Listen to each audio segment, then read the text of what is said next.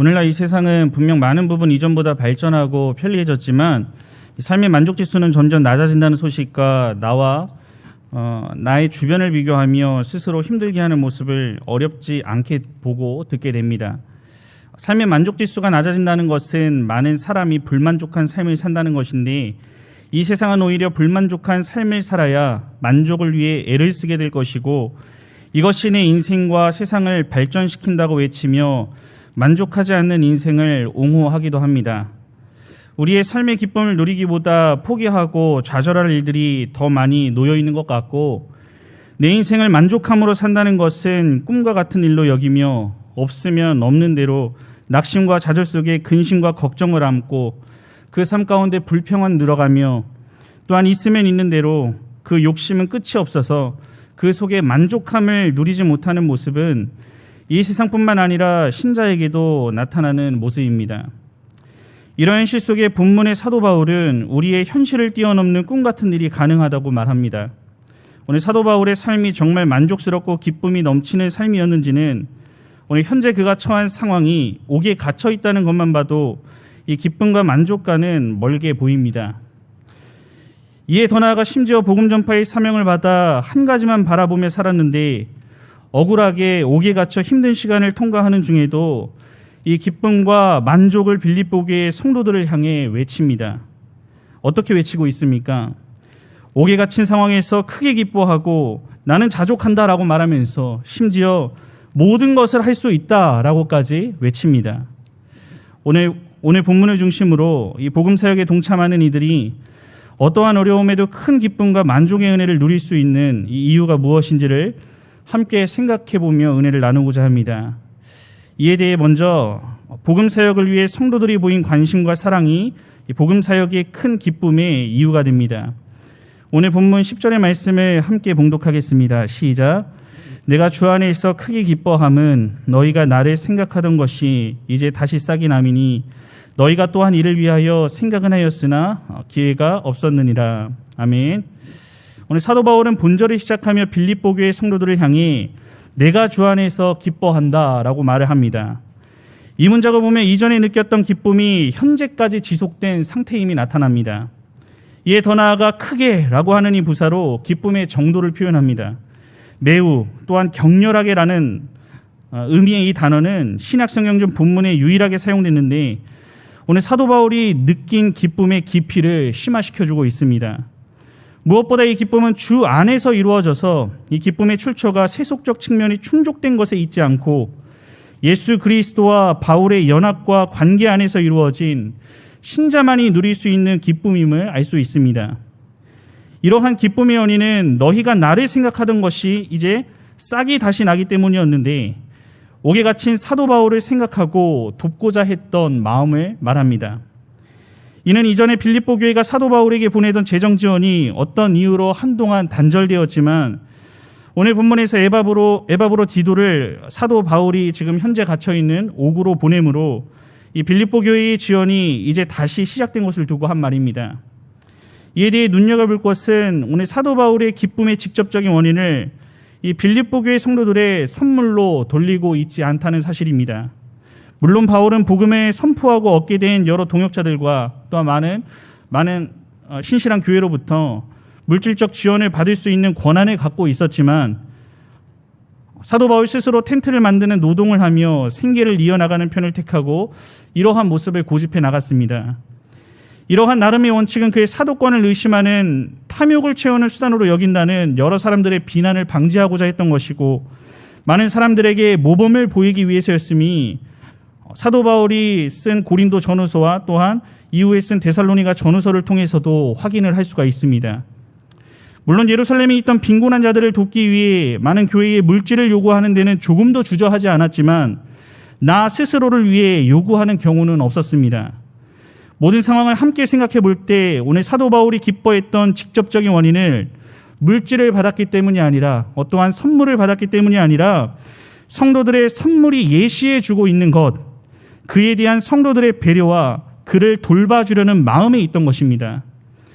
그 안에 담겨있는 사랑으로 가득 찬 관심과 또한 빌립보 교회 성도들의 마음이 오늘 사도 바울을 매우 기쁘게 했음을 알 수 있습니다. 이에 대해서 어떤 주석가는 사려 깊은 사랑의 모습이라고 표현하기도 했는데, 이를 두고 사도 바울이 직접 본문에서 사용한 용어는 생각하다라고 하는 용어로 핵심적인 동사라고 볼 수 있습니다. 이에 대한 의미를 깊이 있게 보면 이것은 단순하게 누군가에 대해 생각하는 것 이상의 의미를 지니고 있습니다. 즉, 이 용어는 오늘 사도 바울이 복음 전파자로서 일하는 동안 실제적이고 적극적인 관심을 뜻하는 것으로, 오늘 빌립보 교회 성도들의 생각 속에 이 사도 바울이 늘 또한 그 사역이 늘 그 마음 가운데 자리 잡고 있었음을 뜻하고 있습니다. 오늘 이렇게 복음 전파자로 사역하는 자신을 항상 생각하는 고마운 마음 때문에 큰 기쁨을 표현한 사도 바울은 이를 위하여 생각은 했으나 기회가 없었느니라는 말로 마무리하며 이에 대한 또 다른 기쁨의 이유를 말합니다. 이것은 먼저 앞서 언급했듯이 오늘 사도 바울에게 도움을 주기를 피한 것이 아니라 어떠한 환경적인 원인으로 도움을 주지 못한 사실을 인식한 것에 기쁨을 표현한 것인데, 이 원인이 무엇인지는 성경에 나타나 있지 않아 우리는 구체적으로 알 수는 없습니다.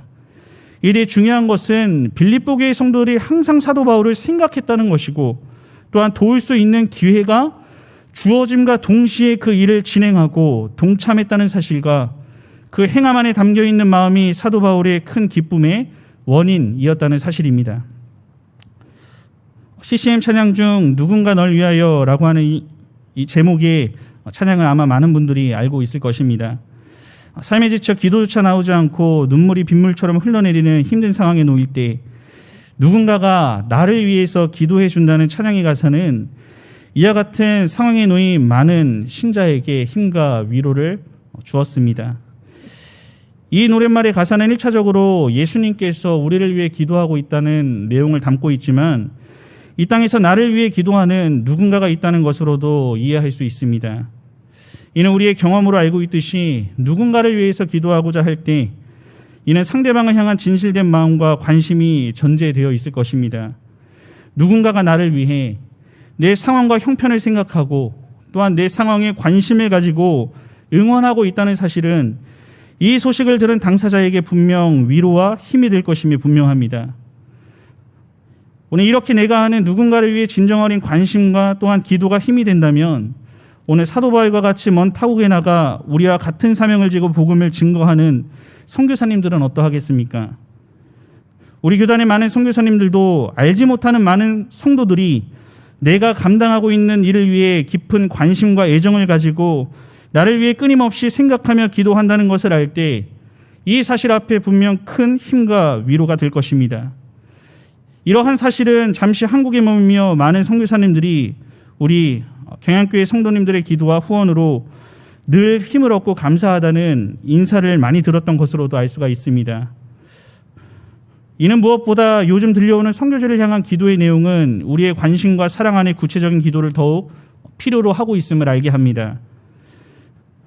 이 코로나19의 확진 소식과 또한 나라의 핍박이 더 거세지고 이를 피해 은밀히 복음에 증거해야 하는 상황, 또 우리가 계속 듣고 있듯이 이 비자 문제로 어쩔 수 없이 성도와 교회를 두고 나와야 하는 상황, 내가 사랑하는 귀한 자녀들과 가족과 떨어져 온 땅을 순회하며 교회와 제자를 세우고 열악한 환경에서 맡겨진 사명을 감당하는 일들, 어느 때보다 제한적인 이 시기에 우리의 관심과 사려 깊은 사랑의 마음이 끊이지 않아야 할 때임이 분명합니다. 오늘 이렇게 복음의 최전선에서 사명을 감당하는 일은 해외에 나가 있는 선교사님들 뿐만 아니라 이 땅 안에서 아직 믿지 않은 택한 백성 한 사람을 위해 이 나라의 땅끝까지 복음을 증거하고 계신 우리 노예의 적은 무리의 교회와 목사님들이 있음을 잊지 말아야 합니다. 이는 무엇보다 항상 관심을 기울이고 또한 우리가 기도로 마음을 보낸과 동시에 이를 도울 수 있는 기회가 있을 때 즉각적으로 움직이는 것이 오늘 사도 바울의 큰 기쁨이 되었던 것을 생각하며 우리 안에서 이루어지는 여러 가지 일들 중에 후원하는 헌신 예배, 그리고 선교주의, 선교주의 사랑의 물품을 후원하는 여러 일들에 마음을 다해 마땅히 동참해 나가야 하는 것입니다. 이는 선교지와 선교사님이 누구신지 살펴보며 또한 선교의 사무실 앞에 여러 소식들에 관심을 가지고 그 상황을 두고 깊은 관심과 기도로 우리의 사랑을 나타내야 합니다. 이 모든 일들은 복음에 증거하며 지쳐있을 여러 상황에 힘을 내고 새 힘을 얻어 기쁨 속에 맡겨진 일을 감당할 수 있는 귀한 동력이 될 것입니다. 우리 신자 모두는 복음 전파를 위해 먼저 부름을 받아 우리 예수님의 지상 최대 명령을 따라 복음을 위해 살아가는 존재입니다. 이를 위해 세계 만방에 흩어져 선교사의 사명을 감당하고 있으며 남겨진 우리 역시 보내는 선교사라는 사명과 특권을 받아 우리 역시 이 몫을 감당하며 나아가고 있습니다. 이는 분명 우리가 받은 축복임에 틀림없지만 혹여나 오랜 시간 이 일을 감당하며 내가 형식적으로 참여만 하고 있지는 않은지 생각해 볼 필요가 있습니다.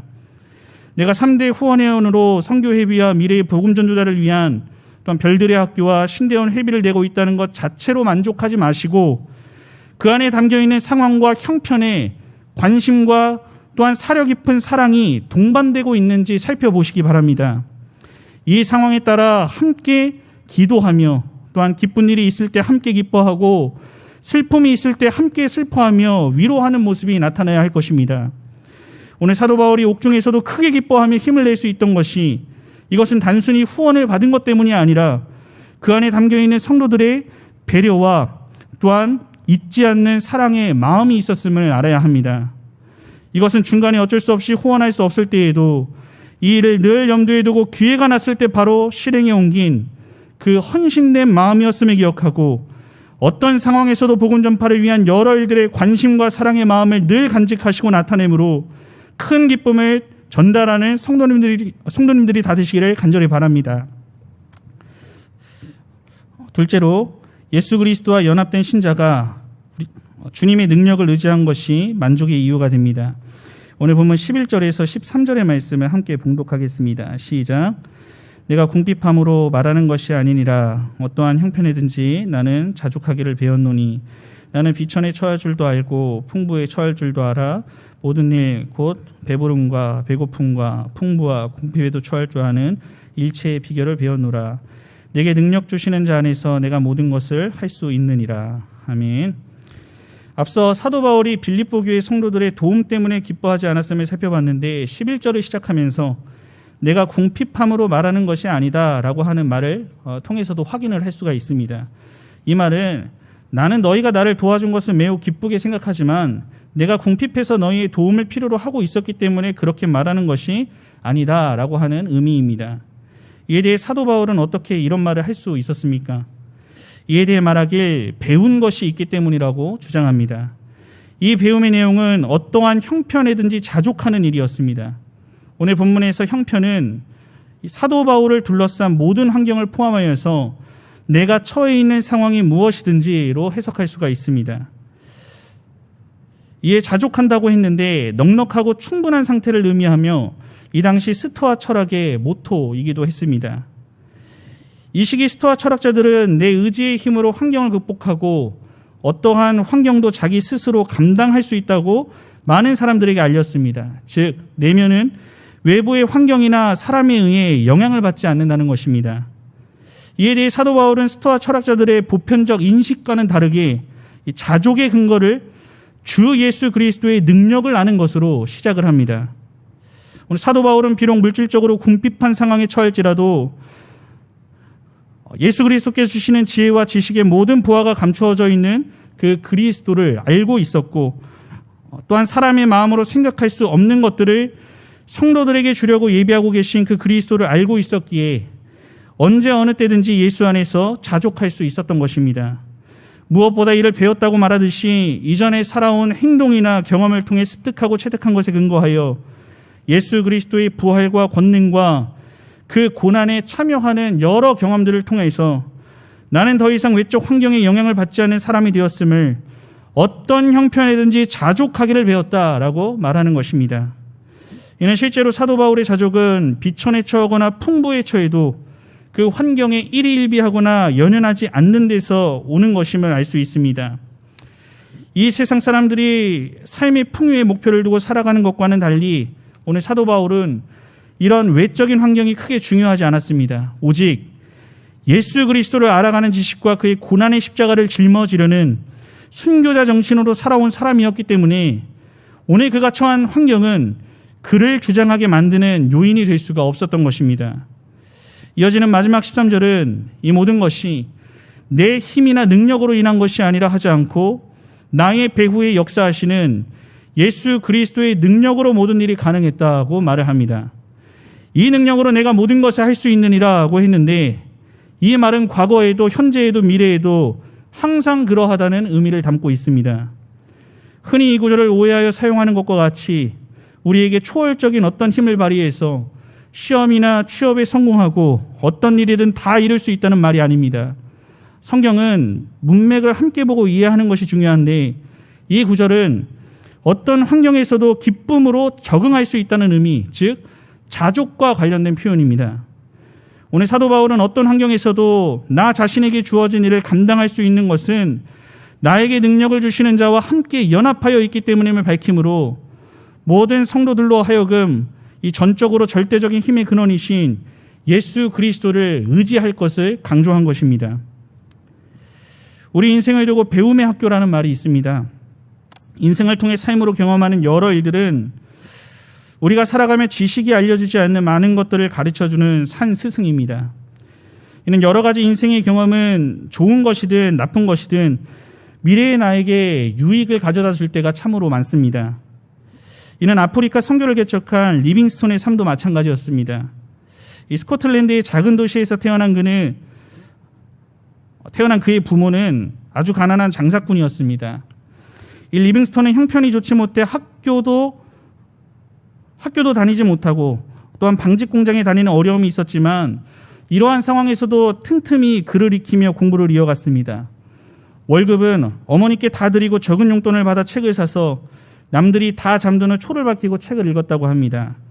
이 리빙스톤은 어린 시절부터 미개한 나라에 가서 하나님의 말씀을 전하는 것을 목적하며 이를 위해 의학 공부도 열심히 했다고 합니다. 훗날 아프리카 선교사의 꿈을 이룬 리빙스톤은 어렸을 때의 가난과 고생이 아프리카 선교에 큰 도움을 주었습니다. 내가 죽어서 만일 세상에 다시 태어난다면 역시 가난한 집에 태어나 고생하며 자라고 싶습니다. 라는 말을 하기도 했습니다. 이것은 그가 이전에 경험한 수많은 고난이 아프리카 선교사로 복음을 전할 때 많은 도움이 됐음을 강조한 말입니다. 우리 인생에서도 풍부할 때나 비천함의 여러 경험들은 미래에 일어난 또 다른 어려움과 고난을 버틸 수 있는 큰 자양분이 됨을 우리 인생에서 체험하게 됩니다. 이와 같이 우리의 삶의 경험을 통해 인생의 지혜를 배우고 또한 이와 동일한 삶의 도전이 다가올 때 좀 더 유연한 태도로 그 일들을 대처할 수 있게 됩니다. 이 사도 바울의 삶, 무엇보다 특히 전도 생활을 통해 이 사도 바울이 경험했던 다양한 일들은 여러 부딪혀야 하는 상황 속에 자죽할 수 있는 중요한 자양분이 된 것은 확실하지만 신자라고 한다면 여기서 한 걸음 더 나아가야 합니다. 이 자족함의 능력을 제공했던 더 깊은 근원으로 나아가야 복음과 스토악 철학, 이 복음과 오늘날의 심리학을 구분짓는 중요한 시금석이 되기 때문입니다. 이 일은 매우 중요한데 오늘 사도 바울이 이에 대한 답을 주었듯이 이 자족의 능력과 근원은 예수 그리스도로 시작된다는 중요한 사실입니다.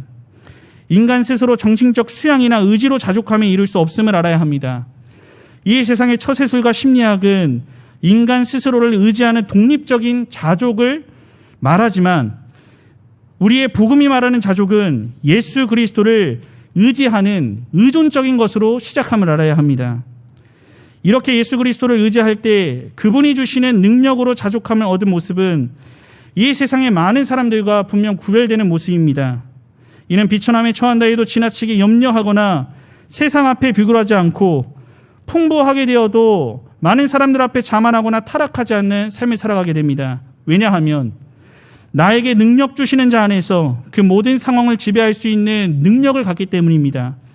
물질이 나를 지배하는 인생이 아닌 내가 물질을 지배하는 인생이 되는 것입니다. 예수 그리스도의 능력 안에 있는 사람은 풍부하고 배불러도 교만하지 않을 수 있는 것은 모든 것이 예수 그리스도의 것임을 알기 때문입니다. 이것과 반대로 내 삶이 비천하고 배고픈 상황에 있다 해도 비굴하지 않는 것은 예수 그리스도께서 나를 불꽃 같은 눈동자로 돌보고 있음을 알기 때문입니다. 이 능력은 예수 그리스도를 믿음으로 그와 연합된 신자에게만 허락된 은혜로 오늘 이 자리에 함께하는 참된 신자가 누릴 수 있는 은혜입니다. 예수 그리스도와 연합되어 있기에 어떠한 상황도 자족할 수 있는 놀라운 능력을 얻어 환경에 눌리지 않고 그 환경에 억눌려 있지 않고 낙심하지 아니하고 그 환경을 지배하게 되는 것입니다. 예수 그리스도와 연합된 신자는 내 생명의 모든 주권이 주님에게서 온 것임을 알고 그 모든 능력의 근원이 주님이심을 알기에 내게 능력 주시는 그분 안에서 모든 것을 할 수 있는 것입니다. 풍부함 속에서도 자만하지 않고 비천 가운데서도 비굴하지 않습니다. 이 모습은 세상 사람들이 이해할 수 없는 기이한 모습일 것이고 참된 신자가 나타내야 할 모습입니다.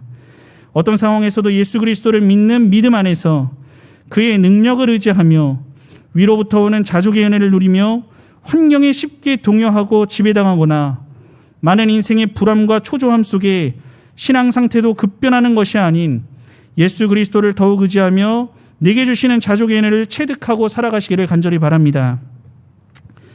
오늘 헌신하시는 9, 10, 11 여전도의 회원들과 성도 여러분, 돈과 성공과 명예와 건강과 사랑, 쾌락에 대한 애착과 조바심은 불평, 불만, 원망, 시기, 욕심, 분노로 요동치는 비참함과 억울함으로 이끌어간다라고 하는 어느 신학자의 말은 오늘 시대를 대변하고 있는 것 같습니다.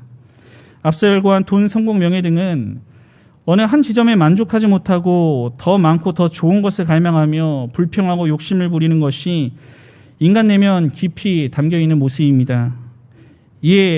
이것에 더 나아가 부족하고 모자르면 있는 자들을 시기하고 죄인 취급하며 내 인생은 왜 이런지 한탄하기도 합니다. 이는 심지어 믿는 신자들조차 별반 다르지 않는 모습을 보일 때가 있습니다. 여호와 하나님을 섬기라고 허락받은 풍부함을 누림에도 만족하지 못하고 이 세상의 더 높은 곳만 바라보며 물질에 매여 살아갑니다. 또한 내 인생이 비천에 처할 때에 하나님을 원망하며 내 인생은 왜 이러냐고 불평과 불만이 그 안에 쌓여 현실의 문제 때문에 바쁘다고 그 상황의 해결자가 되실 하나님을 멀리하기도 합니다. 이 말씀 가운데 우리의 모습은 어떠합니까? 내가 말씀 가운데 해당되는 사항이 있다면 오늘 사도 바울이 누린 기쁨과 자족의 원인을 생각하며 나 역시도 이를 함께 누릴 수 있음을 알고 이를 나타내기 위해 힘을 써야 합니다. 오늘 사도 바울이라는 한 인물을 위해서가 아닌 이 복음 전파라는 예수님께서 주신 우리에게 맡겨주신 지상 최대 명령을 감당하고 있기에 이와 같은 사명을 받아 동역하는 자로서 내게 주신 보내는 선교사의 사명을 많은 선교지의 관심과 사랑을 가지고 감당해 나가야 하는 것입니다. 이 일은 먼 해외에 나가 우리보다 열악한 상황에서 그 일을 감당하고 있는 많은 선교사님들 뿐만 아니라 우리나라 안에 믿지 않는 자들을 향해 하나님 일이 되어 썩어지기 원하는 노회의 적은 무리의 교회의 많은 전도자들 역시 이 복음의 최전선에 있음을 알고 이에 대한 동일한 관심과 사랑의 마음을 우리는 끊임없이 가지고 나타내야 합니다. 무엇보다 우리에게 주어지는 특별한 기회를 놓치지 말고 그 일에 물질과 기도로 동참해야 하며 그 물질만으로 다 있다 만족하지 말고 우리의 마음과 사랑, 진심 어린 관심을 늘 동반해야 합니다. 이에 더 나아가 힘들고 어려운 시기를 통과하고 있지만 참된 신자라고 한다면 환경에 따라 일희일비하며 신앙의 상태도 요동치는 것이 아니라 예수 그리스도의 능력으로 언제나 자족하는 삶을 살아갈 수 있음을 알고 예수 그리스도를 의지하며 나아가기를 힘쓰셔야 하는 것입니다. 우리에게 허락된 2021년의 하반기에 남은 시간을 통과할 때 우리가 처한 이 상황은 여전히 나아진 것이 없고 또한 최악의 상황을 통과한다고 해도 언제나 복음이 전파되는 곳을 향해 관심과 사랑의 마음이 끊이지 않으므로 여호와 하나님의 기쁨이 되고 또한 예수 그리스도로 인한 자족의 능력을 깊이 체험하며 나아가는 성도님들과 오늘 헌신하시는 90, 12 여전도의 회원들이 되시기를 우리 주님의 이름으로 간절히 축원합니다.